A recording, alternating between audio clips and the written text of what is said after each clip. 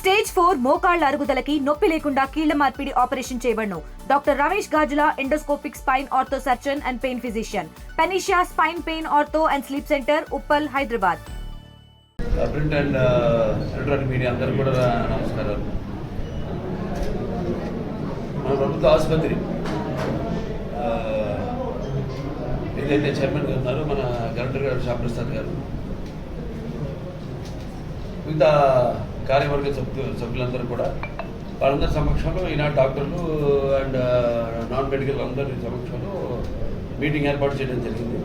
ఒక ఆసుపత్రి యొక్క అభివృద్ధి కోసం వాళ్ళకి ఏమేమి ఇంకా ఆసుపత్రికి అంటే గతం గురించి మాట్లాడదలుచుకోవాలా, ఆసుపత్రిని మంచి కార్పొరేట్ హాస్పిటల్ లెవెల్కి మనం అప్పుడు తీసుకెళ్ళడం జరిగింది.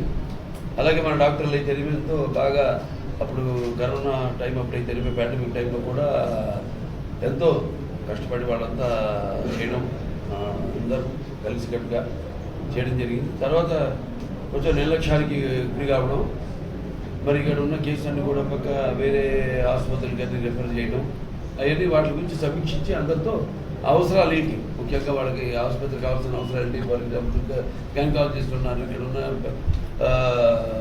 సిబ్బంది కొరత వల్ల కొంత ఇక్కడి నుంచి అనంతపురం రెఫరల్ చేయడము, ఇట్లాంటి కొన్ని, అలాగే నర్సింగ్ స్టాఫ్ అయితేనేమి, అలాగే మార్చరీ అయితేనేమి,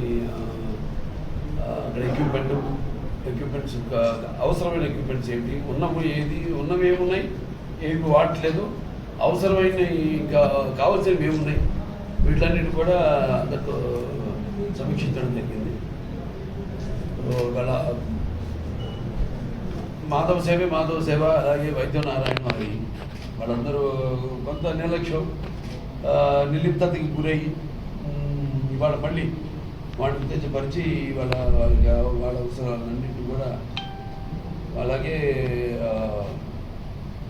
టోటల్గా మళ్ళీ ఈ ఆసుపత్రిని పునర్వైభవం తీసుకొచ్చే దిశగా వాళ్ళందరినీ ఉద్దేశించి వాళ్ళు ఒక స్ఫూర్తిని నింపడం జరిగింది. అలాగే ముఖ్యంగా ఇక్కడ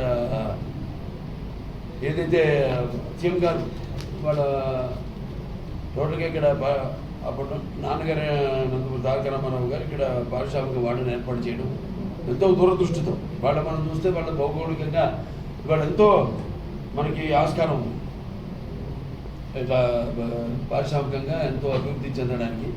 దాని మీద కూడా డిస్కషన్ సీఎం గారు ముఖ్యంగా ఇప్పుడు పూర్తి దృష్టి మన హిందూపూర్ మీదే పెట్టడం జరిగింది.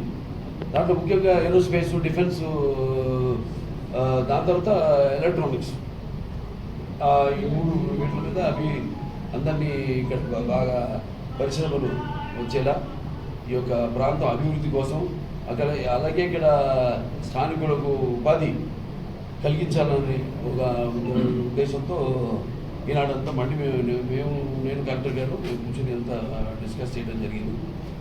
ముఖ్యంగా రైతులకి వాళ్ళకి తప్పకుండా మంచి గిట్టుబాటు రేటు వాళ్ళ భూమికి ఇచ్చే బాధ్యత మాది అని మీ అందరికీ తెలియజేసుకుంటున్నాను, రైతులందరికీ తెలియజేసుకుంటున్నాను.